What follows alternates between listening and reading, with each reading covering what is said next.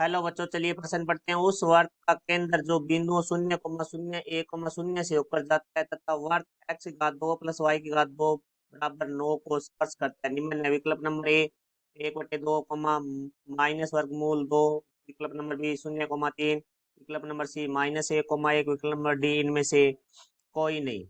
तो मुख्य अवधारणा, तो हमारा जो प्रश्न है वो वर्त से संबंधित है, जिसके अंदर हम वर्त का केंद्र निकालना है। तो सबसे पहले हम इसकी मानक समीकरण लिखते हैं। वो होती है x की घात 2 प्लस वाई की घात 2 plus 2 g x plus 2 f y plus c बराबर है 0। तो इस वो वर्त की मानक समीकरण है। इसमें हमारा जो केंद्र होता है वो होता है -g, -f, और जो हमारी त्रिज्या होती है वो होती है वर्गमूल जी की घात 2 प्लस एफ की घात 2 माइनस सी। तो अब हम प्रश्न के बारे में बात करते हैं। तो प्रश्न है वर्त है वो 0,0 से जाता है। तो ये वर्त की समीकरण को संतुष्ट करेगा। तो हम लिखेंगे 0,0, 1,0। वर्त इन बिंदुओं से होकर जाता है। तो ये बिंदु वर्त की समीकरण को संतुष्ट करेंगे। तो हम पहले बिंदु है वो 0,0 लेते हैं। तो x का मान भी 0 है और y का मान भी हमारा 0 होगा। तो हमारे पास आ जाएगा। इस समीकरण में रखेंगे तो 0 की घात 2 प्लस 0 की घात 2 प्लस 2g गुणा 0 प्लस 2f गुणा 0 प्लस c बराबर 0। तो यहाँ से इसको हल करेंगे तो हमें c का मान है वो 0 मिल जाएगा। फिर दूसरा बिंदु है हमारे पास है 1,0। तो यहाँ देखो भाई x की जगह 1 आ जाएगा, y की जगह हमारे पास 0 आ जाएगा। तो 1 की घात 2 प्लस 0 का 2 प्लस 2g गुणा 1 प्लस 2f गुणा में 0 प्लस c का मान हमारे पास 0 है। तो हम यहाँ रख देंगे तो c बराबर 0 है, तो बराबर 0। तो यहाँ से 1 प्लस g गुणा में 2 प्लस 0 बराबर आ जाएगा 0। तो यहाँ से हमारे पास है 2g बराबर आ जाएगा -1। तो यहाँ से g का मान आ जाएगा हमारे पास -1/2। तो यहाँ से हमारा जो केंद्र बनेगा वो देखो, क्योंकि केंद्र हमारा -g, -f होता है। तो माइनस और माइनस ये प्लस हो जाएगा। तो +1/2 -f। तो ये हमारा केंद्र हो चुका है, जिसका g का मान हमारा आ चुका है। अब हमें प्रश्न में कहा गया है कि तथा वर्त x की घात 2 प्लस y की घात 2 बराबर 9 को स्पर्श करता है। तो देखो भाई वर्त की जो समीकरण है वो हमारे पास है। दूसरी x की घात 2 प्लस y की घात 2 बराबर है 9। तो इस स्थिति में हमारे जो इसकी केंद्र है वो होगा 0,0 और त्रिज्या होगी हमारी 3 की घात 2। क्योंकि ये 1 की घात 2 होता है तो 9 है, तो ये हो जाएगा 3। तो यहाँ से देखो इसको मैं नाम दे रहा हूँ C2 और इसको नाम दे रहा हूँ R2। और जो पहला था केंद्र उसको मैंने नाम दे दिया C1 और त्रिज्या को नाम दे दिया R1। अब प्रश्न का स्पर्श करता है। तो स्पर्श है वो दो तरह से कर सकता है।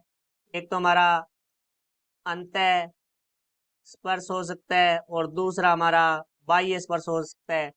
तो देखो भाई अंत स्पर्श में हमारा क्या होता है, दो केंद्रों के बीच की जो दूरी है वो हमारी त्रिज्याओं के अंतर के बराबर होती है।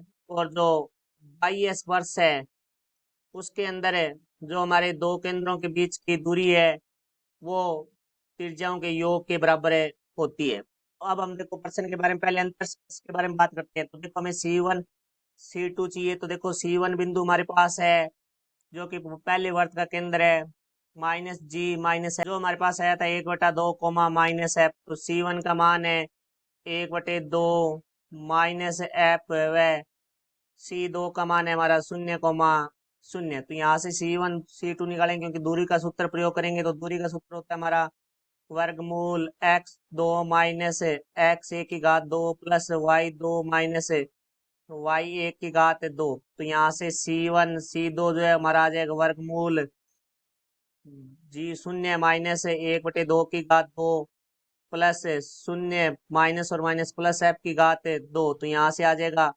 वर्गमूल 1/4 प्लस f की घात 2।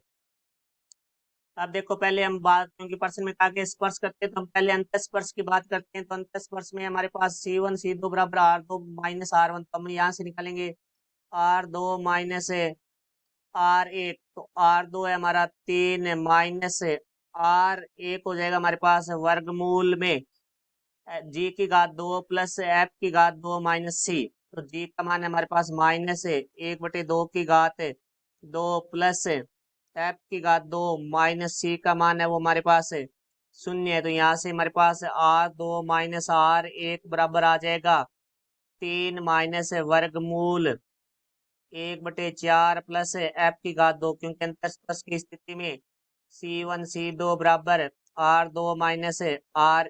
तो यहाँ से हम मान रखेंगे C1 C2 का जो मान है वो हमारे पास है 1/4 प्लस एफ की घात 2 बराबर आ जाएगा हमारे पास 3 माइनस वर्गमूल 1/4 प्लस एफ की घात 2। अब हम इसको देखो आगे हल करते हैं। तो 1/4 प्लस एफ की घात 2, ये माइनस का इधर आके हमारा प्लस का हो जाएगा। तो प्लस 1/4 प्लस एफ की घात 2 बराबर है 3।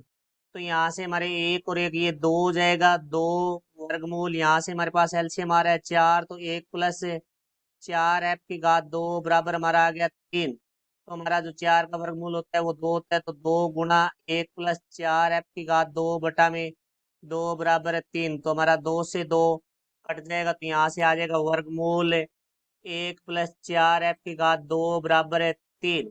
तो दोनों तरफ वर्ग करने पर, तो दोनों तरफ वर्ग करेंगे हम, तो देखो यहाँ से आ जाएगा वर्गमूल 1 प्लस 4 एफ की घात 2 बराबर 3 की घात 2। तो यहाँ से प्राप्त होगा 1 प्लस 4 एफ की घात 2 बराबर है 9। तो यहाँ से आ जाएगा 4 एफ की घात 2 बराबर 9 माइनस 1।